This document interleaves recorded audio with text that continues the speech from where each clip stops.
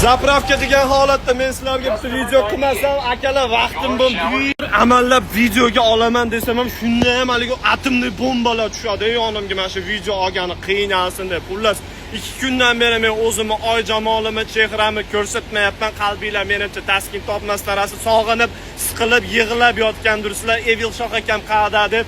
Xullas akalar, yangilikdan yangi perchatka oldim $25 va $25 xuddi shu narxga jiket oldim. Keyin Instagramga kirib qat'iy qaramasanglar, bizni o'zbek kontingent gapirgani faqat siyosat, muhabbat, atnosheniyalar va aqlli gaplar, hech qanaqa bir kreativnost yo'q. Chet elliklarni ko'rib kayfiyating ko'tariladi.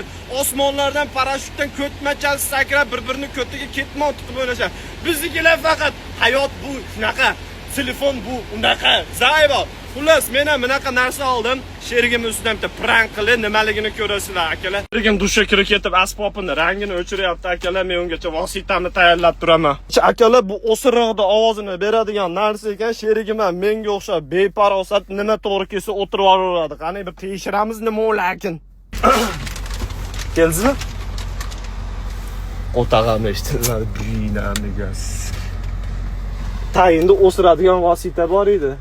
Nima unaqa qilyapsiz? O'rganib qolganmisiz? O'g'lim, undan hech holat qilmang. Qumag'ir narsa ekan. Osh yesak bundan yaxshiroq kiramiz biz akalar. Mana teshigini kengaytirsa bo'larmikin? Hech bo'lmasa boshqa funksiyaga ishlatsa bo'larmikin? Hay bilan.